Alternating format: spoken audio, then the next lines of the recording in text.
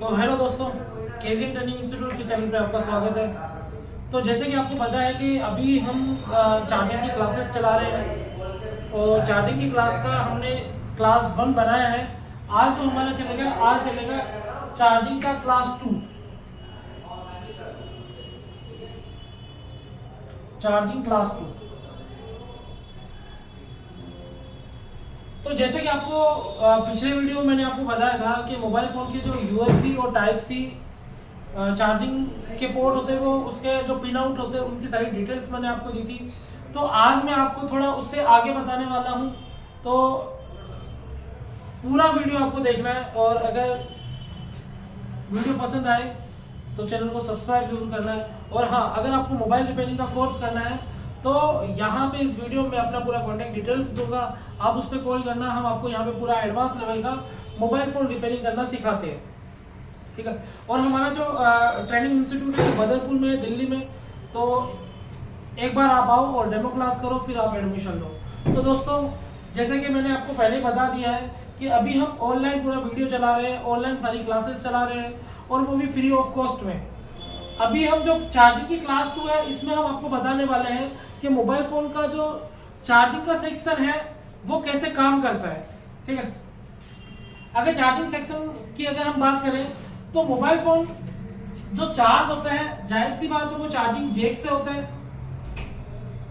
तो charging Jack में क्या होता है, 5 पिन होती है। जैसा कि मैंने आपको पहले ही बता चुका हूं कि USB चार्जिंग जैक की 5 पिन होती है, ठीक है। अब इस ये 5 पिन है ना, जब हम मोबाइल फोन को चार्जर से कनेक्ट करते हैं ना, तो जैसे ही चार्जिंग को कनेक्ट करेंगे चार्जर जैक से, तो यहां पर 5 वोल्ट इनपुट होगा, 5 वोल्ट इन होगा, ठीक है। और ये जैसे ही चार्जिंग जैक में 5 वोल्ट इन हुआ, तो ये चार्जिंग जैक से होते हुए सबसे पहले एक टेस्टिंग पॉइंट में जाएगा। और ये जो टेस्टिंग पॉइंट होता है ना, इस टेस्टिंग पॉइंट को बोलते हैं वी बस टेस्टिंग पॉइंट। कहीं पे वी बस लिखा होता है, कहीं पे VCHGB लिखा हुआ हो सकता है, ठीक है। तो ये इस चीज से हमें एक एडवांटेज भी मिलती है। कई बार क्या होता है कि हमारे पास जब कस्टमर आता है ना, तो उसका चार्जिंग जैक का प्रिंट खत्म हो जाता है, ये वी बस का पॉइंट खत्म हो जाता है। बहुत सी ये प्रॉब्लम देखी गई है कि ये प्रिंट खत्म हो जाता है। तो उस कंडीशन में हम इस टेस्टिंग पॉइंट से इस चार्जिंग जैक की पिन नंबर 1 को जोड़ सकते हैं इस तरीके से, ठीक है। उसके बाद यहां से जब करंट आगे जाएगा तो आपको एक कैपेसिटर लगा हुआ मिलेगा, ठीक है। और उस कैपेसिटर के बाद एक जीनर डायोड लगा हुआ मिलेगा, ठीक है। अगर बटन वाला फोन है, बेसिक मोबाइल फोन है, तो आपको जीनर डायोड मिलेगा। और अगर स्मार्ट मोबाइल फोन है तो यहां पे आपको मिलेगा OVP। तो OVP क्या होता है वो मैं आपको आगे नेक्स्ट वीडियो में बताऊंगा। तो ये एक तरीके से एक प्रोटेक्शन है। बटन वाला फोन है, बेसिक फोन है, तो उसके अंदर ये लगा होगा जीनर डायोड, और अगर स्मार्टफोन है तो उसके अंदर OVP लगा होगा, ओवर वोल्टेज प्रोटेक्शन के लिए, ठीक है। उसके बाद यहां से जब वोल्टेज आएगा तो बेसिक फोनों के अंदर जो चार्जिंग IC लगी होती है वो 6 पिन की लगी होती है।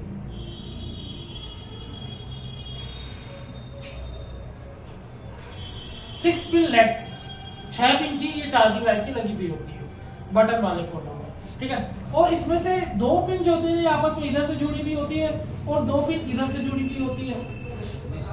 ये आपका इन वोल्टेज होता है और यहां से आपका आउट वोल्टेज निकल के इसकी जो 2 पिन इधर से जुड़ी हुई होगी, ये इन वोल्टेज होगा, यहां से इसका आउटपुट वोल्टेज निकलेगा, ठीक है। उसके बाद यहां पर एक जो पिन होगी ना, वो आपकी होगी ग्राउंड, और एक जो इनमें से पिन होगी ना, वो एक ट्रांजिस्टर से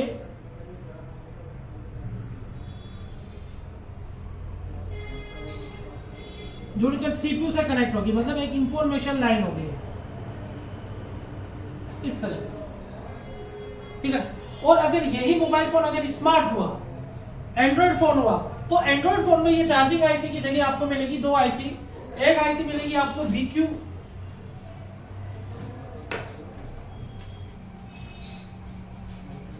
चार्जिंग IC, और दूसरी मिलेगी PMI,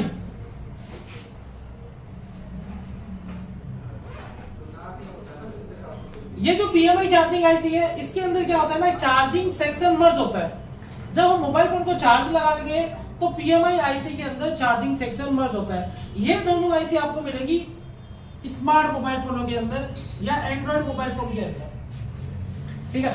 तो इन सब के बारे में आपको नेक्स्ट वीडियो में बताऊंगा। अभी मैं आपको बताऊंगा केवल और केवल बेसिक मोबाइल फोनों के बारे में, ठीक है।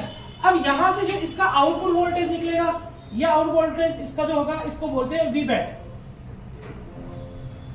वीबैट लाइन, ठीक है। अब देखो, जब हम मोबाइल फोन को चार्जर से कनेक्ट करते हैं यहाँ पर, तो यहां से 5 वोल्टेज जाता है इस आईसी के अंदर, ठीक है। और ये आईसी क्या करती है, 5 वोल्टेज को कन्वर्ट करती है 3.7 वोल्ट पे, ठीक है। 3.7 से 4.2, ठीक है। और ये होता है, यहाँ पे एक रजिस्टर लगा होता है जिसको बोलते हैं सेंस रजिस्टर, जैसे R22, ठीक है। और फिर एक कंपोनेंट लगा होता है जैसे कैपेसिटर, फिर ये वोल्टेज चला जाता है आपका बैटरी से कनेक्ट करके, ठीक है। इस तरीके से बेसिक मोबाइल फोनों का डायग्राम होता है, ठीक है। जब हम यहाँ पे चार्ज लगाएंगे ना, तो ये वाला वोल्टेज यहाँ पे आना चाहिए 3.7 से 4.2 वोल्ट। अगर 3.7 से 4.2 वोल्टेज यहाँ पे आ रहा है, तो इसका मतलब है आपका मोबाइल फोन प्रॉपर तरीके से चार्ज होगा। अगर ये वोल्टेज यहाँ पे नहीं आ रहा है कोई भी रीजन से, तो उस कंडीशन में मोबाइल फोन चार्ज भी नहीं होगा। तो दोस्तों, कभी भी आपके पास कोई भी चार्जिंग का फोन आ रहा है और वो फोन बेसिक फोन है,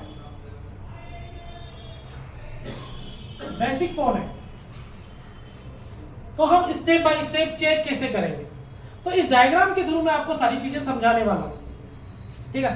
तो कभी भी आपने मोबाइल फोन के जो शुरुआत के स्टेप होते हैं, जैसे मान लो जितने भी टेक्नीशियन है तो सबको चार्जिंग जैक वगैरह चेंज करना आता ही है। तो चार्जिंग जैक चेंज करने के बाद भी अगर यहाँ पर वोल्टेज नहीं आ रहा है, तब आप क्या करोगे, सबसे पहले ये चेक करोगे कि चार्जिंग जैक की पिन नंबर 1 पे 5 वोल्टेज आ रहा है या नहीं आ रहा है।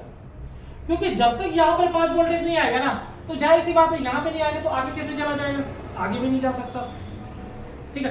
तो आपको क्या करना है, चार्जर से कनेक्ट करने के बाद यहाँ पर 5 वोल्टेज चेक करना है, ठीक है। अब यहाँ पर अगर 5 वोल्टेज आ रहा है, तो कई बार ऐसा भी देखा गया है कि बीच में से ये जो टेस्टिंग पॉइंट की लाइंस होती है ना, ये ब्रेक हो जाती है, ठीक है। अगर यहाँ पर 5 वोल्टेज आ रहा है और इस टेस्टिंग पॉइंट पे 5 वोल्टेज नहीं आ रहा है, तो इसका मतलब है बीच में लाइन ब्रेक होगी, मतलब ओपन होगी है। तो उस कंडीशन में हम क्या करेंगे, चार्जिंग जैक से एक जंपर उठा के सीधा टेस्टिंग पॉइंट पे लगा देंगे, ठीक है। अब कई बार ऐसा भी होता है कि टेस्टिंग पॉइंट पे भी 5 वोल्टेज आता है, पर यहां से बीच में से लाइन ब्रेक हो जाती है, ठीक है। तो आपको क्या करना है, चार्जिंग जैक से लेकर पूरा यहां तक चार्जिंग आईसी तक पूरा 5 वोल्टेज चेक करना है। अगर यहां से लेकर यहां तक पूरा 5 वोल्टेज आ रहा है, तो इसका मतलब है आपके मोबाइल फोन की वीबस की जो लाइन है ना, ये बिल्कुल ओके कंडीशन है, ठीक है। अगर ये लाइन ओके है, तो इसका मतलब ये नहीं कि मोबाइल फोन चार्ज होगा। उसके बाद हमें क्या चेक करना है, उसके बाद हमें ये चेक करना है कि वीबैट की लाइन प्रॉपर तरीके से वर्क कर रही है या नहीं कर रही है, ठीक है। अब तो वीबैट की लाइन को भी हम वैसे ही चेक करेंगे। चार्जर में लगाने के बाद ये जो R22 रजिस्टर यहाँ पे लगा हुआ है ना, यहाँ पर चेक करना है कि 4.2 वोल्टेज या 3.7 वोल्टेज आ रहा है या नहीं आ रहा है, ठीक है। अगर यहाँ पर वोल्टेज नहीं आ रहा है, तो जरूरी नहीं कि आईसी खराब है, लेकिन आईसी खराब हो सकती है। तो उस कंडीशन में हमें सबसे पहले ये चेक करना है कि चार्जिंग आईसी की ये जो पिन है, पिनों पे 5 वोल्टेज आ रहा है। कई बार क्या होता है ना, हम यहाँ पे तब यहाँ तक वोल्टेज चेक करके छोड़ देते हैं, हम यहाँ पे तो वोल्टेज चेक कर लेते हैं, लेकिन हम ये नहीं देख पाते कि चार्जिंग आईसी के अंदर 5 वोल्टेज जा रहा है या नहीं जा रहा है। अगर ये यहाँ से लाइन ब्रेक हो जाएगी ना, तो उस कंडीशन में भी मोबाइल फोन में चार्ज नहीं होगा, ठीक है। तो हमें चार्जिंग आईसी तक पूरा 5 वोल्टेज चेक करना है, ठीक है। उसके बाद अगर यहाँ पर वोल्टेज नहीं आ रही है, तो इसका मतलब ये भी हो सकता है कि जो इसकी आउटपुट वाली पिन है, यहां से लेकर यहां तक की लाइन ब्रेक हो गई हो।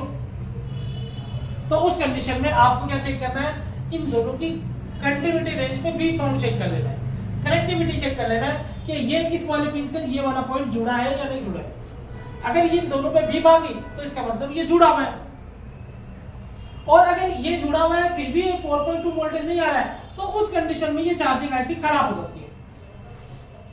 और कभी भी अगर चार्जिंग आईसी खराब हो जाती है, तो आपको क्या करना होता है, इसको चेंज करना होता है।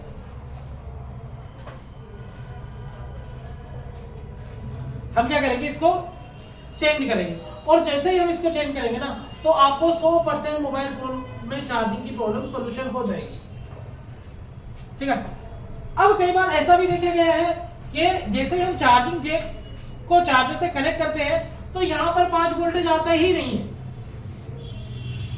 जब हम मोबाइल फोन का जब भी चार्जिंग जैक चेंज करते हैं ना तो चार्जिंग जैक चेंज करते समय हमें ये 2 चीजें हमेशा चेक करनी है।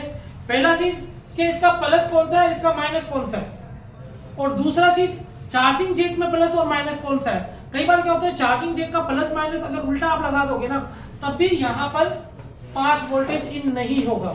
तो आपको ये दोनों चीजें चेक करनी आनी चाहिए कि चार्जिंग जैक में 5 वोल्टेज कैसे चेक करते हैं और चार्जिंग जैक के प्रिंट पर 5 वोल्टेज कैसे चेक करते हैं।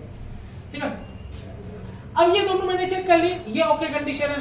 तो कई बार ऐसा भी होता है कि ये जीनर डायोड है ना ये खराब हो जाता है।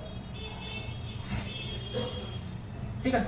ये जब जीनर डायोड खराब हो जाएगा ना तो उस कंडीशन में जब आप इसको निकाल के चेक करोगे ना तो यहाँ पे कोई शॉर्टिंग भी नहीं दिखाएगा, कोई भी शॉर्टिंग तो नहीं करेगा। लेकिन जैसे ही आप चार्जर कनेक्ट करोगे ना तो ये क्या कर देगा, करंट को रिवर्स में फेंक देगा। आप कितने भी चार्जिंग जैक चेंज कर दोगे ना फिर भी उसके बाद भी यहाँ पर 5 वोल्टेज नहीं आएगी। और जाहिर सी बात है जब यहाँ पर 5 वोल्टेज नहीं आएगी तो आगे जा ही नहीं सकती। ठीक है।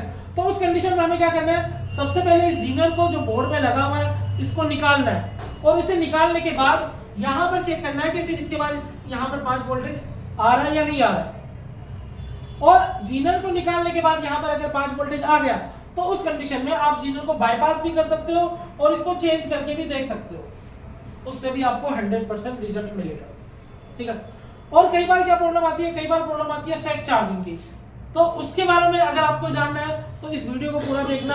तीसरी जो हमारी क्लास आएगी क्लास 3 उसमें मैं आपको फेक चार्जिंग के बारे में बताने वाला हूँ और आपको स्मार्टफोनों में चार्जिंग सेक्शन कैसे काम करता है वो सारी चीजें मैं आपको बताने वाला हूँ। उम्मीद करता हूँ कि आपको ये वीडियो पसंद आएगा और चैनल को सब्सक्राइब करना। और अगर आप मोबाइल रिपेयरिंग का कोर्स करना चाहते हो तो आपको सारी कॉन्टेक्ट डिटेल्स हमारे चैनल पे मिल जाएगी, आप कॉल करके सारी डिटेल ले सकते हो। Thank you so much.